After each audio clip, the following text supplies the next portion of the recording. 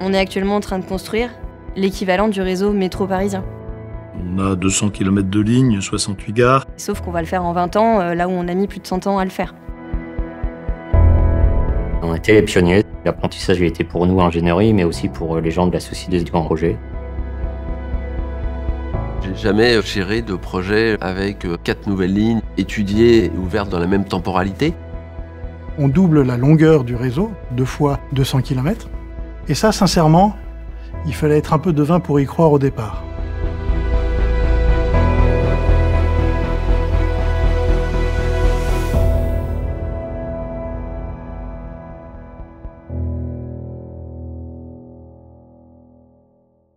Quand je suis arrivé, c'était plutôt un plan. Une grande carte avec des lignes qui avaient des couleurs à l'époque, qui étaient plus en concept qu'autre chose. Mais pourquoi est-ce qu'on confie le mandat d'un tel groupement à l'ingénierie? Contrairement au monde du bâtiment, on le confie plutôt à l'architecte. Parce que c'est un système. C'est un système qui comprend à la fois des tunnels, des gares, des systèmes ferroviaires, et tout ça s'intègre ensemble. Donc au départ, très conceptuel, on va dire. Et petit à petit, il a fallu mettre des objets sur les mots. Un moyen de transport qui emmène 1000 personnes, ça va être un métro.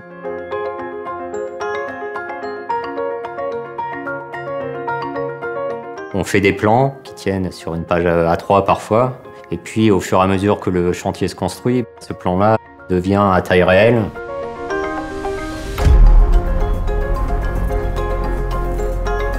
Rien n'était construit, donc on était encore sur les parcelles vierges, donc c'était effectivement dur de se représenter les ouvrages.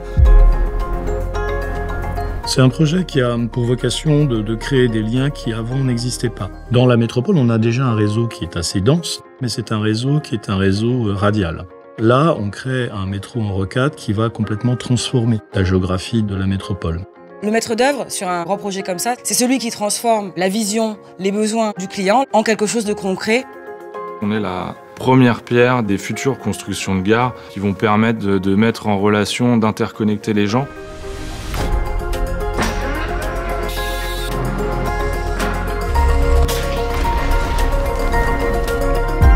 Ce genre de projet, forcément, remet en question un certain nombre de méthodes de travail et améliore des méthodes de travail existantes.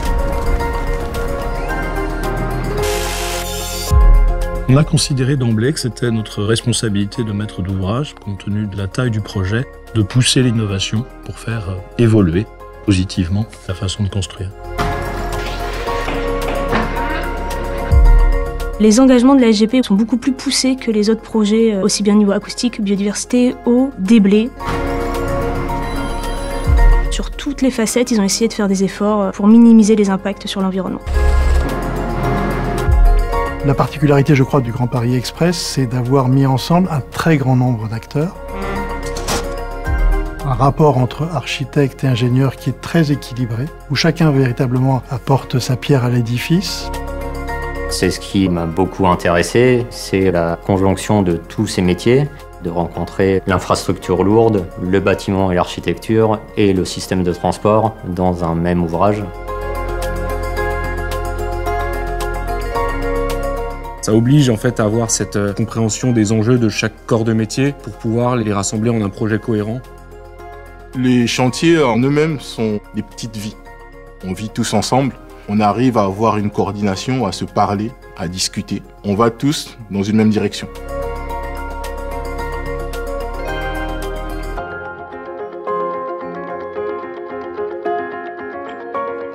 Les Parisiens n'avaient pas fait autant de métro depuis longtemps et il a fallu réapprendre, tous ensemble.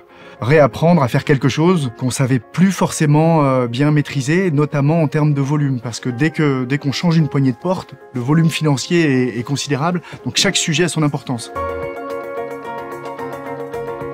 On ne se sent jamais assez préparé pour répondre à ce type de problématiques. Pour un ingénieur qui commence sa carrière et commence à travailler sur ce type de projet, c'est une occasion unique et on apprend tellement des choses que 3 ans d'expérience dans le Grand Paris sont équivalents à 10 ans dans un autre type de projet.